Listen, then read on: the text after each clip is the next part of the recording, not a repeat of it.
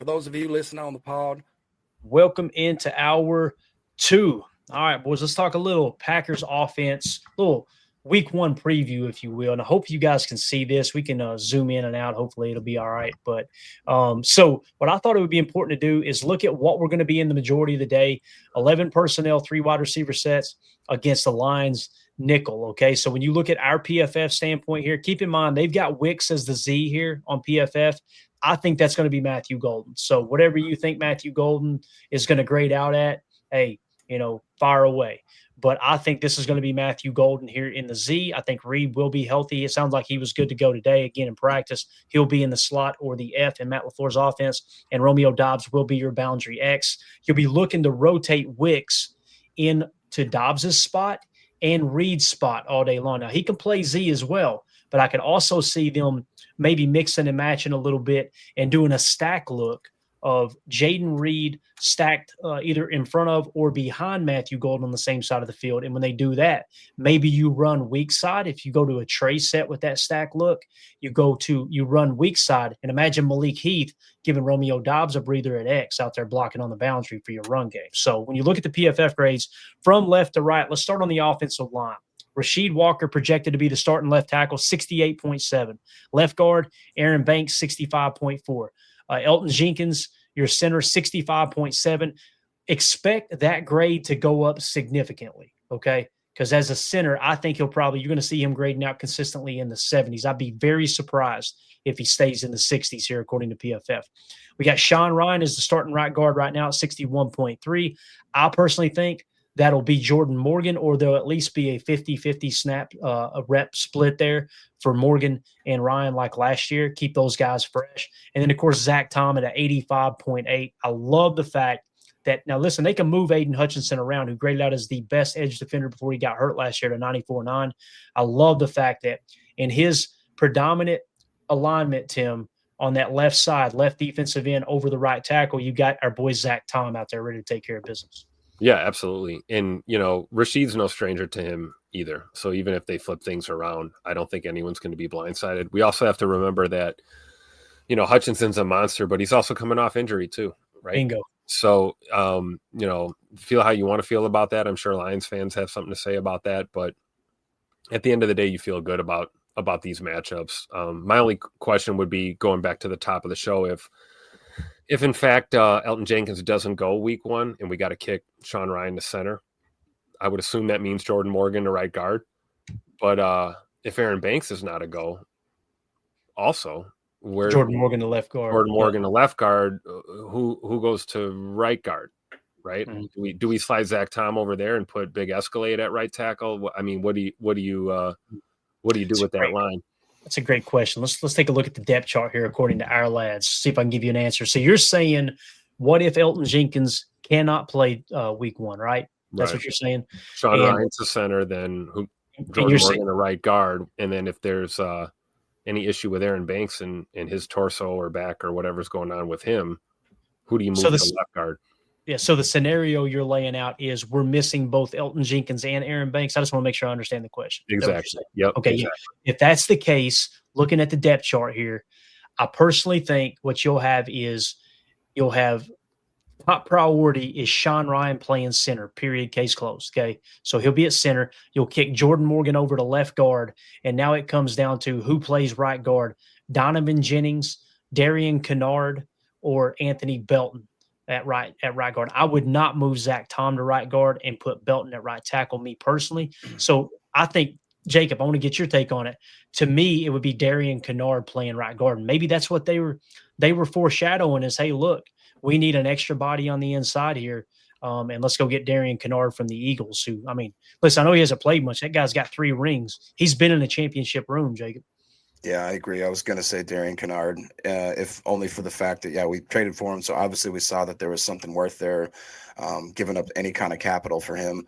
Ed Madden agrees. He said Kennard. To me, that just makes more sense. I really hope that's not a situation that we even have to entertain getting to that point. I think that Banks has looked pretty decent. I am impressed with Sean Ryan because I know just from where he's been in the last 3 years, even me myself, I was ready to write him off. I did not even want to hear Sean Ryan talk whatsoever. There he is. Nacho Libre himself has kind of definitely made a name for himself, and I think that if he does get an opportunity here, he should make the most of it. And it's just nice to have this kind of backup. We talked earlier about the edge rotation.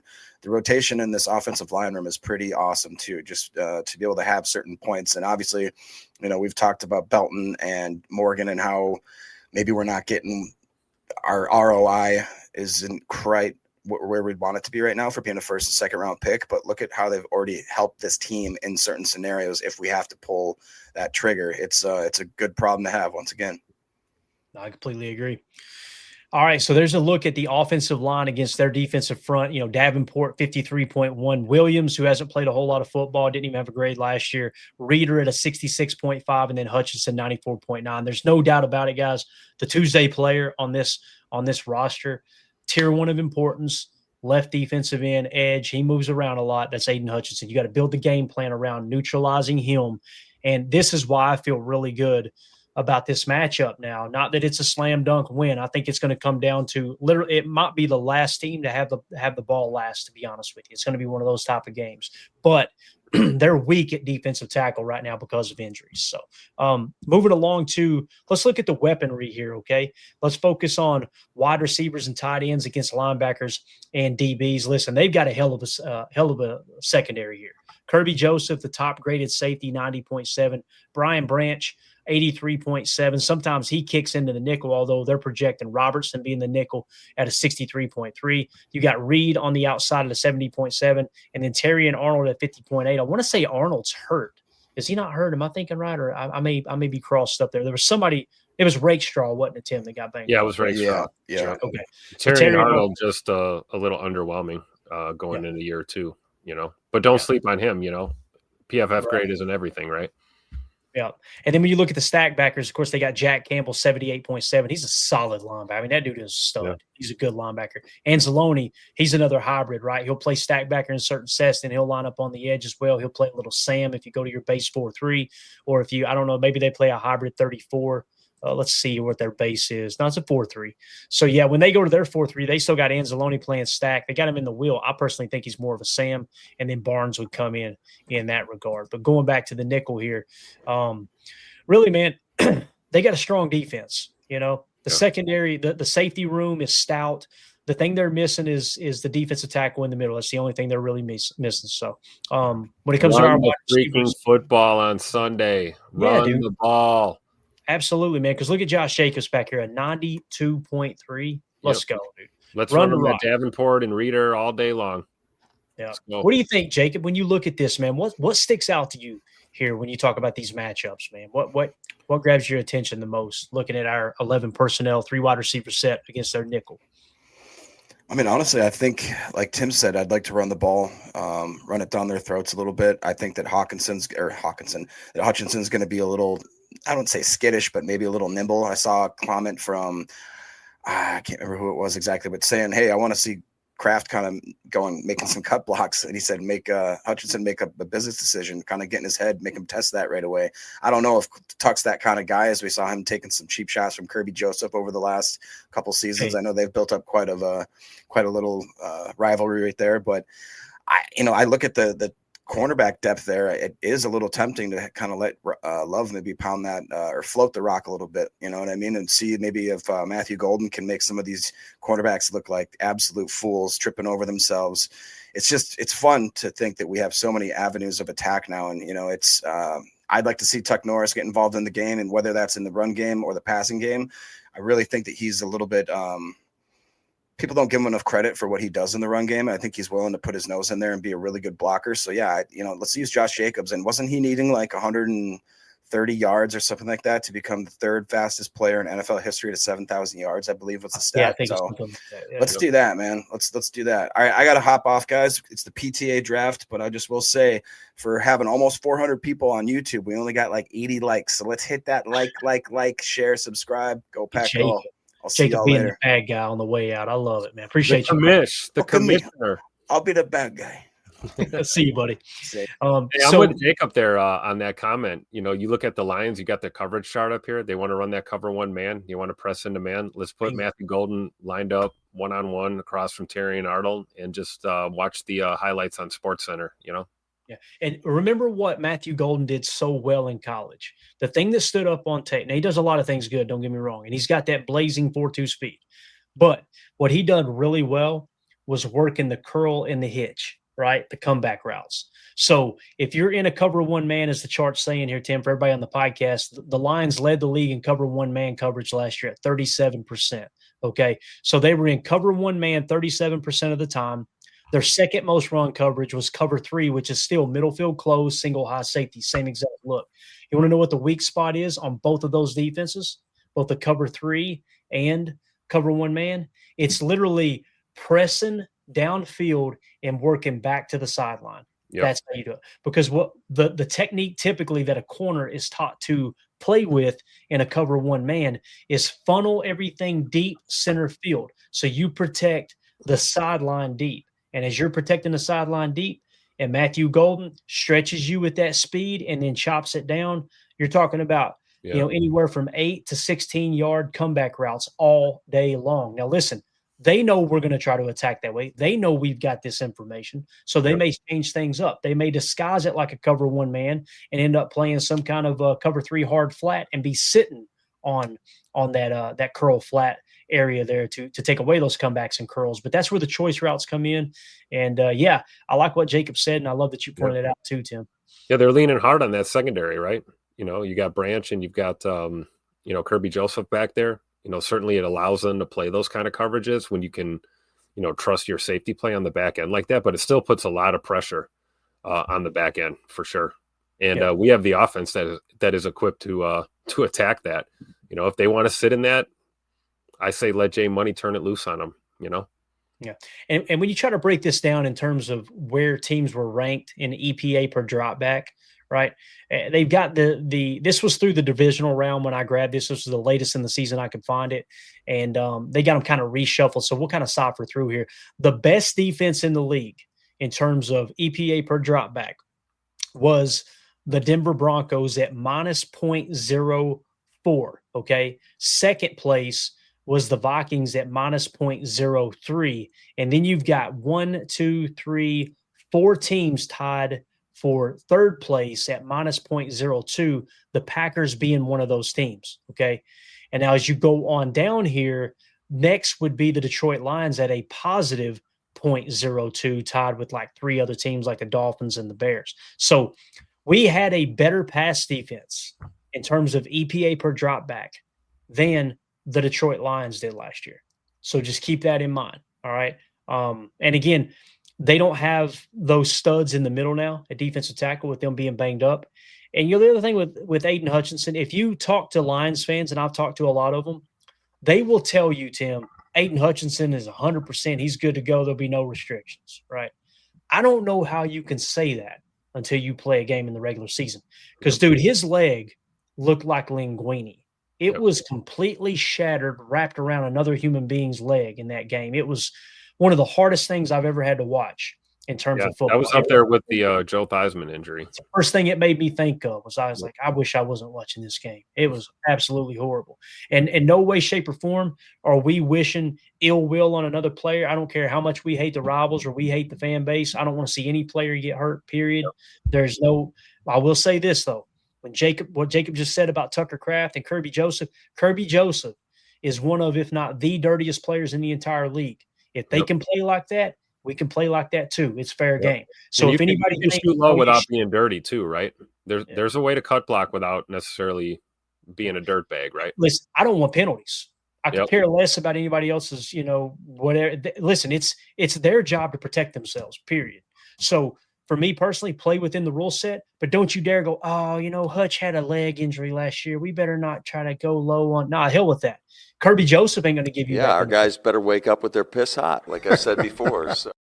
I promise you, Kirby Joseph ain't going to be going, you know what? His knee's banged up.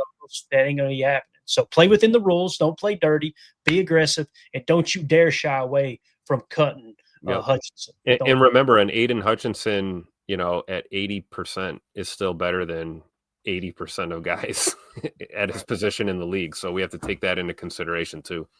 Yeah, definitely. If you guys would take a quick second, hit that like button, hit subscribe. If you're new here, welcome into PTA. Thank you for making us a part of your evening. Make sure you click that bell icon so you're notified every time we go live. We go live multiple times daily, typically. We appreciate y'all making us a part of your evening festivities here. William Herman said in 2 years, Brian Gutekunst has added Micah Parsons, Xavier McKinney, Edgerrin Cooper, Josh Jacobs, Matthew Golden, Evan Williams, Nate Hobbs, Javon Buller, Tyron Hopper, Aaron Banks, and Anthony Belton. Is there any GM doing it better right now? The only thing he's missing is that ring, William. That's it, man. Got to get him that ring.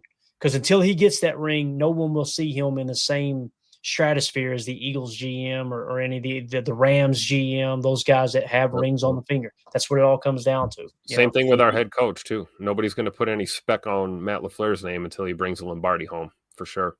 Yeah, definitely. All right, so the rest of the offense here, Tim. Jordan Love, obviously a 75.8, battled the knee injury last year. We talked about it pretty extensively this offseason. You've seen in 2022, minimal snaps, 78.7. 2023, absolutely dominated at 83.6, was the best quarterback in the last 9 games of the season. Just went, absolutely off. In 2024, battling the injuries, drops to a 75.8. Still had a good year, in my opinion. I think you're going to see a healthier Jordan Love, one that's willing to scramble, something we did not have against Detroit in both games last year, and someone who can also not shy away from a little bit of contact, trying to protect that knee with the brace and everything else. So Jordan Love is going to be the key to this game, in my opinion, Tim. Anytime you come down to a one-score game, it's going to come down to turnover differential and how well your quarterback protects the football, man. If he does that, if we win the turnover differential by a +1, just a +1, I think we win this ball game. I don't see any scenario where we win the turnover differential and lose this ball game. What do you think? Yeah, I agree 100%. And I think at this point in his career, I think Jordan understands how to protect the ball. I think we saw enough late over the middle. We saw enough, letting balls sail on you here and there, or taking shots that end up getting picked. I think he's at a point now where he has a full grasp of what Matt LaFleur expects out of this offense, timing and rhythm. And I think Jordan's at a point where he's going to take calculated risks. He's not going to ever put that ball in too dangerous of a spot. So I think you're right. I think if we protect the football, win that turnover differential, we're going to win the game for sure. Yeah. Jen Wright in the chat says, you think they won't be aiming for Jordan's thumb? Oh, they will, man. For sure. They'll be smacking at that ball all night long, trying to re-injure that thumb for sure. So be careful what you wish for, though, right? If they do smack that thumb, they might get a little steaming Willie Beeman coming in off the bench. You know what I'm saying? So either that, or it might put another chip on Jay Money's shoulder, right? Some guys really respond to that, right? You might tweak that thumb again. It might just piss them off enough to lock in even more, right? And light you up, or piss this guy off right here. There you go. There you go. I mean, you see, this was what put the Honey Badger in retirement. This player right here. So, yep. Josh Jacobs is going to be the key to this game, man. Protecting the football and then just run the rock, control it. Here's the other thing too. We broke this down last night, and it was in the summary. We'll bounce back real quick. We can always come back to it. You'll notice here in the summary, it always resets on me. Where's it at? Turnover worthy play percentage. Everybody talks about Jordan was reckless with the football last year. Jared Goff actually had a slightly higher turnover worthy play percentage at 3.25% last year. So I think that if Micah Parsons is out there, like you said, Tim, if it's just 15 snaps, if he's able to play 30 and they get pressure on Jared Goff in that pocket, man, he's a pretty good quarterback under pressure, in my opinion. 74.9 passer rating under pressure isn't bad. Clean pocket, though, 120.3, right? When he's got a clean pocket, he's as good as anybody in the league. Yep. So you've got to compress that pocket, and you got to make sure that you control the run along the way. And you see here with PFF, the market, first of all, has the market changed at all? It does not look like it has. So the market still has the Packers as 2.5-point favorites right now. And I was trying to see if they've got the money or not. The spread, here we go. Value, break even, market projection. So yeah, do they have the money coming in yet? Usually they get the money, and they must not have it yet unless I'm overlooking it. I wanted to see where the public was at in that regard. But nonetheless, man, it's going to come down. It's going to be a pick 'em game. It really is.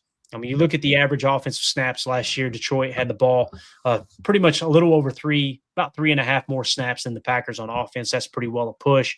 EPA per run, their run game, I feel like, Tim, it is very underrated. You know, they got a couple good backs. They run the ball well. Yeah, Jahmyr Gibbs is no joke, man. You cannot afford to take that dude for granted. Listen, this team as a whole, they've done a hell of a job building this Detroit Lions team. Yep. And listen, as much as I hate the fair weather Lions fans that all of a sudden have come out of the woodwork and act like they've always been here, it cracks me up. I always like to remind them at the end of Dan Campbell's first season as your head coach, you were dead last in ticket sales.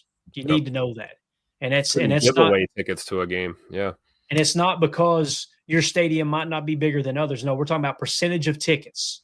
You were dead last. So spare me the whole, we're the most loyal fan, but you guys didn't come out of the damn woodworks until Dan Campbell started winning. And I tip my cap to Dan Campbell. I think he's a great head coach. But we're going to find out now. Can Dan Campbell do it without Ben Johnson? Can he do it without Aaron Glenn? We may come out of Sunday, Tim, and go, Dan Campbell's a real deal. But I think he's got his work cut out for him. He's going on the road, nationally televised game. I mean, the whole country's going to be watching this game with Jim Nantz and Tony Romo calling the game, right? And he's now got a new OC, a new DC, right? Your defensive tackles are banged up. We'll see if Aiden Hutchinson is the same player. There's a lot of things that have changed since last year, you know. Now, and I know they beat us without Aiden Hutchinson. I got you. And kudos to them. Tip your cap. But there's a lot of things that's changed since last season, man. For sure. This ain't the same Packers team, and it's not the same Lions team as last year. So I'm ready to see them line it up on Sunday. Looking forward to it. Yeah.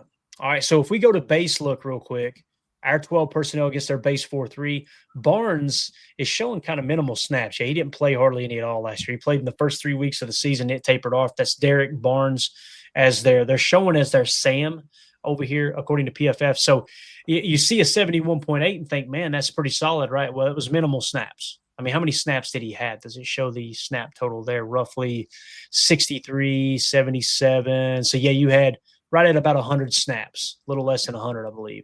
Okay. So his PFF grades by career, though, starting in 2021, a 30.1, 62.3, 60.7. So that 71.8 on minimal snaps is kind of the outlier there. So if you do press into 12 personnel, if the receivers are still a little banged up, it's going to be Musgrave coming on the field, which we would all agree he's been been bitten by the injury bug a bit. But look at his rookie year, 68.1. So if you can get back to some consistency and keep him healthy, if he gets back to that 68.1, you really like your chances there. And then you mix in John Fitzpatrick, your third string tight end, in the run game. I kind of like our 12 personnel running the rock against their base 4-3 here. I do too. And Musgrave's poised for a comeback year, right? You know, he got banged up last year, a little inconsistent, but showed a lot of flashes his rookie year. We've seen this. You talk about precedents. We always talk about, is there precedents? You see it all the time in the NFL. Great rookie year, sophomore slump, year 3, boom, back where you need to be. So I agree with that 100%. I think if Musgrave even just gets back to, you know, even close to where he was as a rookie, by the time this season's over with, we're going to be having nothing but praise for Luke Musgrave, a.k.a. the baby deer, right? Yeah, for sure, man. Let's see what the chat's saying here. If we got anything, we got all kinds of comments, man. Let's see. 2-0 for this is worried. He says BC and Musgrave on the field. Hey, listen, man, when he's had good games, he's been solid. Right. But again, it's like you said, the baby deer. It's all about contact balance. That's one thing he has not shown good here recently. Coach Lynn says Musgrave and Kraft at 12 will be deadly. That's the thing, too, with Musgrave. You're not putting him into run block. Right. That's why I'm saying mix in some Fitzpatrick. And then what you can do with Musgrave is you can go to 12 personnel, trigger their base 4-3, and then put Musgrave in the slot, or hell, even line them up on the boundary. And get one of those stack backers out there in space. Now you lighten the box a little bit. The thing about Detroit's defense, though, is they got these solid safeties in Joseph and Branch, whichever the one wants to rotate into the box, might as well be a linebacker. They're solid run defenders for sure. So very true. But I trust Matt LaFleur to be able to scheme around that, though, too. Sometimes you can use that against them, right? And utilize your personnel. Yeah, for sure, man. See if there's anything else in here. Here we go. William Herman said, and the Lions are starting Marcus Davenport, who has a combined 3 sacks over the last 3 years, and their second defensive tackles are run stuffers. A less than 100% Hutchinson is their only hope for a pass rush. So that's a great point, William. When you look at that, you go, do you come out and wing that thing around the yard? You know? Yeah. You're right. Or how do they make up for the pass rush then, right? Do we see nickel fire, fire zone? Do they mix in, safety blitz? What are we looking at if they're only getting it from Hutchinson, right? Right. So let's look at the key matchups for a minute. Let's think for a second here, Tim. If we were to look at this and say, okay, who has the better head coach? Is it Matt LaFleur or Dan Campbell? Right? I think it's close. And if we were to look at the winning percentage, I don't know that right offhand. I could probably try to look it up. I'm going to call that a push right now. Now, I feel like Matt LaFleur has won more games than Dan Campbell. I could be wrong there. But I'm going to say it's close enough to say, okay, the head coaches are a push. All right, who has the better quarterback, Jordan Love or Jared Goff? Which would you take? You've got one game to win. Both quarterbacks are completely healthy, like this game going in. Who would you choose? I think most people would choose Jordan Love over Jared Goff. I do think it's close, though, because Jared Goff has played damn good football, man. If we were to switch over real quick, and I don't want to spend a whole lot of time on this because we're going to hit it tomorrow. You look at Jared Goff the last couple of years, he's been solid last 3 years, 72-4, 85-6, 78-8, right? That's solid play. That's solid play. So who would you choose, Tim? If you had to choose between Jared Goff, completely healthy, and Jordan Love, completely healthy, you got one game to win. I think I'm just going with Jordan Love. He's got more arm talent. Jordan Alexander Love, 100% of the time. All right, so if we're choosing Jordan Love over Jared Goff as a quarterback, and here's the thing too, when you look at the money paid, right, that would suggest he's the better quarterback too. The market suggested that Jordan Love is better than Jared Goff in that regard. So we'll say the coaches are pushes. We'll say Love is the slight advantage there, right? So now if we were to go compare pass rush, edge rushers, right? You look at edge rushers. Who has the better pass rush here, guys? Let's pull it up again. Our offense on the field. They've got Davenport, who's going to be starting at a 53.1, if that is the case. And it's not even going to pull up his career stuff. Like we said, 3 sacks in the last 3 years. And you got Hutchinson, arguably the best edge defender in the entire league, right? So those are your 2 edge rushers. And then you got Rashawn Gary and Micah Parsons. Who's got the better pass rush in that? And here's the thing, too. You got to mix in defensive tackle as well. Devontae Wyatt is way better of a pass rusher than a DJ Reader, right? I mean, DJ Reader is obviously he's a little longer in the tooth. He's 31 years old. When you look at his pass rush grade last year, a 64.5. And like we said with Devontae Wyatt, he was in the 90 percentile in terms of pressure at defensive tackle and true pass sets. I don't even think it's close, Tim. Based off what we're looking at here, the Packers have the better pass rush. Yeah, I would agree. So if that's the case, you've got the edge in quarterback. You got the edge in pass rush. It's a push on obviously on coaches. Let's look at the stack backer position. Let's go back to nickel here. Who do you think has the better stack backers? The Packers. You got Jackson at 78.7 and Anzalone at a 66.9, right?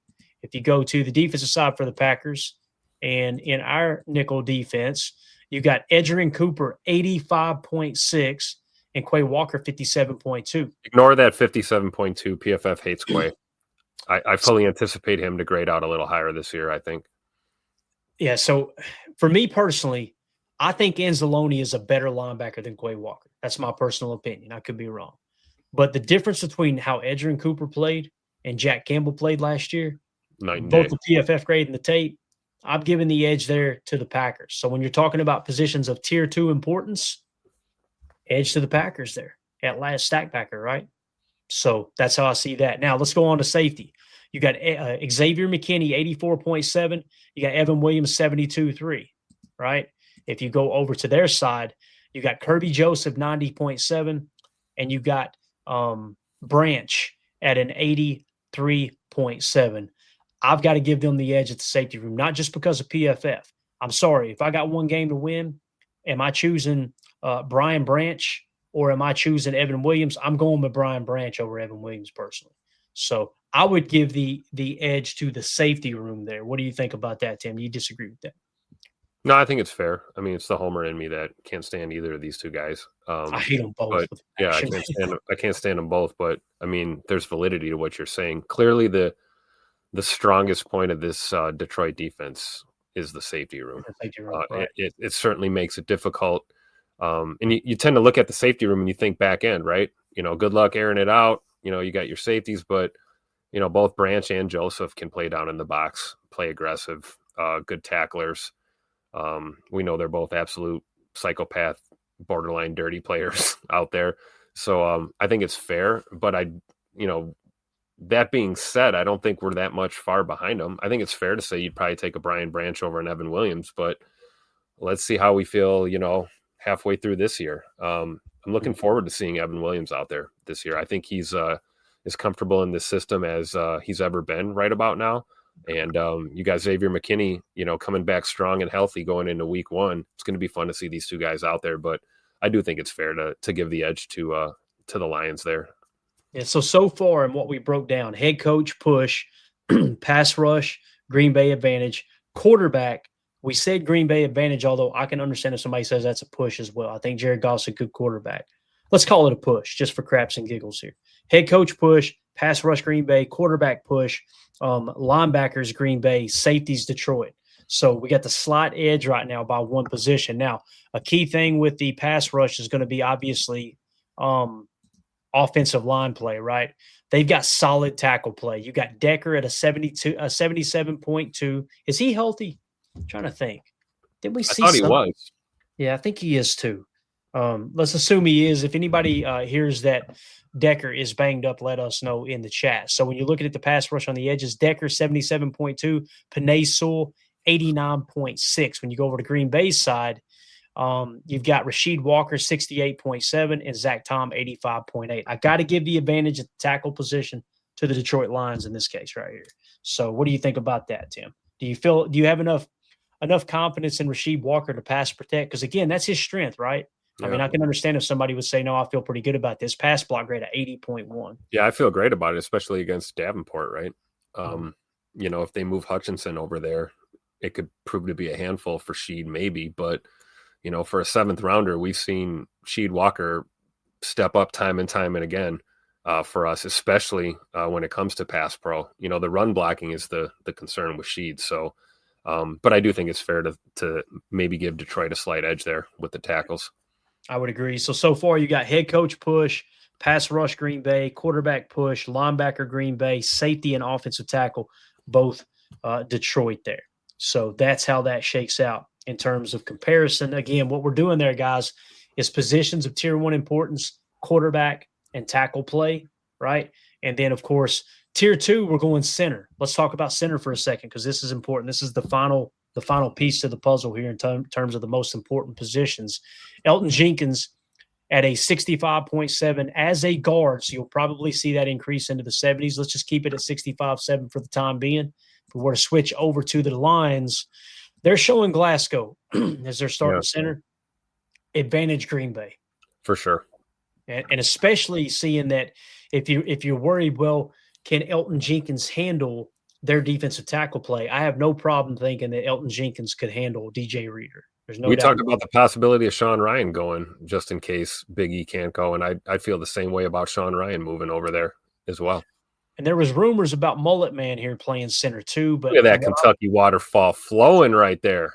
From what I've heard from Lions fans, he is not playing center. He being Tate Ratledge. So, and even if we did compare the two, I think anybody that's got 2 brain cells that rub together would say, hey, I would take Elton Jenkins at center over a rookie Tate Ratledge. So definitely give the advantage to Green Bay there at center. So, again, those are the most important positions. Head coach, obviously, it's tier 1. I mean, what are we even talking about here? Pass rush, tier 1, or edge defender. Quarterback, tier 1. Offensive tackle, tier 1. So when it comes to the tier 1 spots, Green Bay advantage 1, you got 2 pushes, and Detroit's got 1 advantage. So that comes out as a total push. When you move on to tier 2, stack backer, safety, and center, Green Bay's got the better stack backers. Green Bay's got the better center play. So they come out in the lead here. And it's crazy, too, because when you look at that, Tim, that's essentially a +1 advantage if you go through the most important positions in the breakdown. And that sounds like a line that looks very, very similar to this right here, my friend. Yep. 2.5-point favorites, which means they're a half-point underdog because they're the home team. That's as close as you can freaking get. So it's going to be a staple game, man. How could you think of a better way to kick off the season than Green Bay, Detroit at Lambeau Field, 3:25 kickoff? Jim Nance and Tony Romo on the call. Tony Romo might have a couple extra pops in, a couple Coronas in him. You know what I mean? I don't know, Jim. Got to get that sound bot for the especially if we win that ball game, we got to get the I don't know Jim for the post game for sure. Love it. Love it. Any other thoughts here on this little preview here? Again, the goal tonight, guys, was to kind of break down the Packers' offense against Detroit's defense. Anything else you want to hit on, Tim? No, I'm just looking forward to Sunday, man. And again, second night in a row. Shout out to the Lions fans invading our chat. Apparently, there's no Detroit Lions podcasts that are worth watching, so they decided to join us. Make sure you hit that like and subscribe while you're here. We appreciate the help with the good old algorithm, and we appreciate living rent free in your head. Thank you guys, appreciate it. Yeah, I'm gonna see if I can find a tweet, and I understand why they're in here because their podcast sucks so bad, dude. And there's one of them in particular. Let me see if I can just go Lions fans on my feed. This guy actually put a video out. Was it this guy right here? Yeah, it might have been him actually, Tim. He looks like he's ready to seduce somebody, doesn't he? This was actually from January 19th, if you want to know how great Lions fans are, right? It was a Woodward Sports Network. I better not play it, matter of fact. I got to be careful here. Let me do this. Give me a screen. Give me the Lions kicker, Tim. Let's protect yourself here a little bit, okay? Because we legally can play the audio. This was Lions fan. Guys, if there's language, I apologize. Be ready to earmuff it. I can't remember if they had I remember this guy. Yeah. So this was outside of the stadium when they lost in the playoffs, all right? And all I put was, damn, Lions fans lost that energy quick. Here was them when they lost in the playoffs last year. Same old Lions. Never forget. I mean, SOL. That's all it is. SOL. That's what we got. Forever. Same old Lions. SOL. Now, there was another playoffs. I want to find, you can pull that down now, Tim. I want to find this clip. Gosh, where's it at? But one of the main podcasters with that Woodward Sports Network, he actually did a video he filmed from his car and was talking about how Packer fans were fair weather fans, and you guys are finally going to find out what it's like to have to lose, and we'll see if you continue to show up like we did. And that's when I ran the stats, I ran the numbers that, by the way, these knuckleheads were last, absolutely last in ticket sales by the end of Dan Campbell's first year. So spare me the whole, this is where we've been the whole time. Y'all are the most fair weather fans on the face of the freaking planet. And it's just going to be great when it all comes crashing down. Yeah. I hope you enjoyed almost as bad as Bears fans at this point, right? Yeah. I mean, really. Yeah, this is perfect right here, man. How long before Lions fans are wearing paper bags again? They forget that. I got to find that clip for you guys. And food for thought, we hang our division banners inside the Hudson Center. We don't hang them up in our stadium and stare at them all day. They just go up in the practice facility, Put them in storage. That's what we do. Right? Exactly. We put them back in storage. So this was another thing that popped up from last year as well. If I can find it. Oh yeah, this was it right here. So this guy Skeeter, he just stayed on my feed last year, kept replying to my tweets. So I finally just Skeeter. So this is it right here. That's him. Stick Radio is the guy I was talking about at Stick Radio. Okay. And look, dude, get over the Lions. It's getting creepy, right? Like they make it sound as if they never talk about the Packers.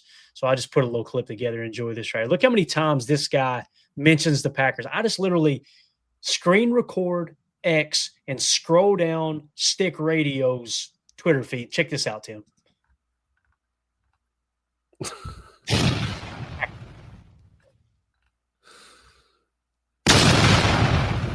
I had to put the sound effect in. You see, I'm not jumping to tweets. I'm just scrolling.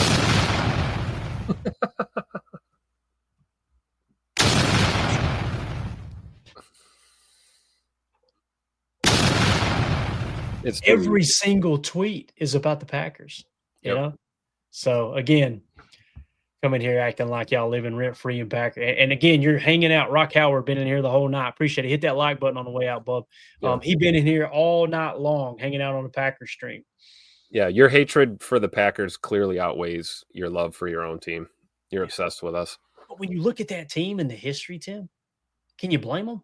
Like, No, they, I can't, honestly. they have not won. They've never won a Lombard. They've never won an NFC championship. Correct. Somebody help me in the chat real quick.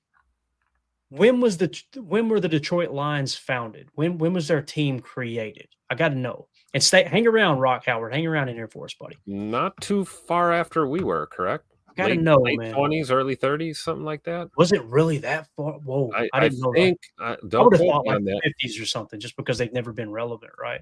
So we got to see here. 1929, Drew D. 28. Holy cow! Now Joined the NFL in 1930. They've won championships, though, right? They just never won a Super Bowl. Drew D, help me out. When was the last time they won a championship? When was the last time the Detroit Lions won a championship? I got to know here. I got to know because they were founded in 1929, right? Somebody help me here. Please tell me they have it. 1957, is that right? Ed Madden is what he said? I think they had an NFL championship in 1935. So you haven't won a championship. Forget the Super Bowl, okay? You're not even we can't even talk about it. You never won a damn Super Bowl. You haven't won an NFL championship since 1957. I'm going to do the math because I don't want to misrepresent this, okay? We're going to go 2025 minus 1957. Guys, 68 years. Is this thing on? 68 years since you've won a champion. Where's he at? Is he still in here? Did he leave?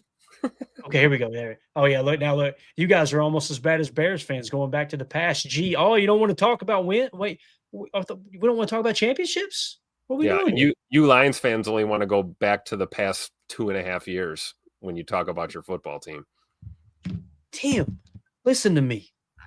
68 years since they've won a championship. Oh, we're going to give him some.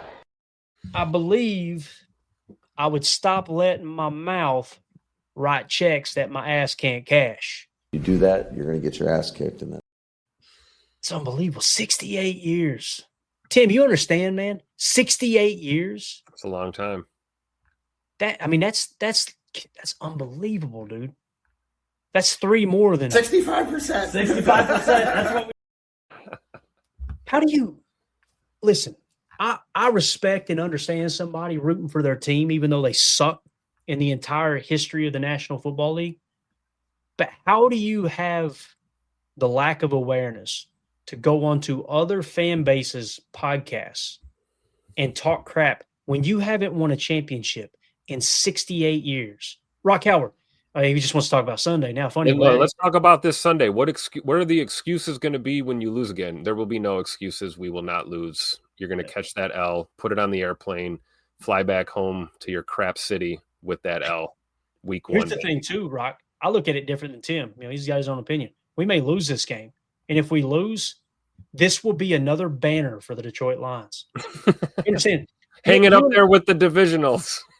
Rock, I need to know. Help me out here, man. Be honest, too, okay? Be honest. We're friends here, right? You've been in here all night. Surely you think of us as friends. You've been hanging out the whole time. Oh, yeah, that's right. Cody Newman said the only team go 0-16, too, right? No, sorry. How old are you, Rock? Rock Howard, how old are you right now, sir? I got to know this, Tim. I got to know. How old are you, Rock? I bet you I got belts older than him. I got to know. I got to know how old you are, Rock. Be honest, man. And don't be ashamed either. We're going to wait on it here, okay? Hold on. We got another Lions fan in here. This is great, though. Here we go. Where's Joe? Let's put Joe up here. J. Cole said 15. Joe said, I'm a diehard Lions fan, born and raised in Detroit. Bleed the Honolulu blue. One pride. And y'all are wrong. The Lions were founded in 2022. Comment of the night. Oh, you heard it from a fan right here. Thanks, Joe. Send him the prize. Shout out to the D. I love it. He said he's between 40 and 50. Okay. So, Rock, do you understand that let's just say it's 50 to make it sound not as bad. It was 18 years before you were born. that the Lions won a championship. Is that right, Tim? Am I thinking right? My math right there? Or did I get that wrong? No, I'm off on that. Wait, how long does he have to wait before he catches up with the Packers championships? Think about that. Super Bowl wins, we got what, 4, right? A long time. How many Super Bowls? 4 Super Bowls, 13 world championships. So at this pace, Rock, you're going to have to be 237 years old to catch the Packers in Lombardi's. Think about that. I'm sorry, man. Listen, I believe in modern medicine. Don't think you're going to make the cut for that one, my man. Probably not going to happen. So that's the bad news. But, yeah. All good. We respect Barry Sanders, though, right? We'll always have the Barry Sanders days. Man, it's wild. There's almost a certain level of respect you got to have for a person that they don't have enough shame to talk crap, and you haven't won a championship in 68 years. Don't worry, nobody's listening anyway. All right, that's it. We're out of here. I'm going to get divorced if I don't end this thing soon. That was my favorite part of the show. That was really enjoyable. We learned something. I had no idea it was that bad. Thanks for the views, Detroit. We appreciate it. Seriously, I didn't know it was that bad. I knew it was bad, but I didn't know it was that bad. 68 years? Jeez. Yeah. Maybe it'll happen this year, man. If it doesn't happen for the Packers, I kind of hope it does happen for you, right? Because, nobody should have to go the span of their entire life and not see their favorite NFL team win a championship. That's rough. Man, talk to Vikings fans, too. Good Lord. Woo. Yeah. All right, that's it, guys. We're out of here. Thank you all so much. Special shout-out. Hardy the Prophet, been a member for 11 months. Jacob Blum with the 2 super chats, and then, of course, William Henderson, hell of a football player, William Herman with the super chat as well. Really appreciate everybody. Thank y'all in advance for the patience. Like I said, tomorrow got to travel good little distance to go to a funeral of a family member, unfortunately, so probably no show tomorrow. If I can make it back in time, I'll try to do something. Don't look good right now, but we'll definitely be back on Wednesday for PTA Live, and who knows, maybe an early afternoon show as well. But really, really appreciate everybody blowing the channel up. It's going wild, and we get the same regulars in here all the time, and I just want to say thank you to each and every one of you, man. Y'all are the reason that we've gotten to this point. We just cracked 5,800 subs here on the channel, and the views are through the roof. 320,000 views on the channel in the last 28 days. If half of those people just hit sub, we would blow past 20,000 subs in a heartbeat. So really, really appreciate everybody. The channel's gotten to this point from the regulars in the chat. You guys are the ones that keep the algorithm cranking, just in here talking Packers with us on the daily. And believe it or not, the Lions fans too. So thank you all for helping us tonight as well. So Tim, appreciate your time, buddy. Thanks for having me, Clay. All right, man. We'll see y'all Wednesday, maybe tomorrow night, but plan on Wednesday. Y'all take the night off from this redneck accent. We appreciate y'all. As always, let's go out and be the change we want to see in the world, and go Pack. Here we go. We're out. Bye, guys.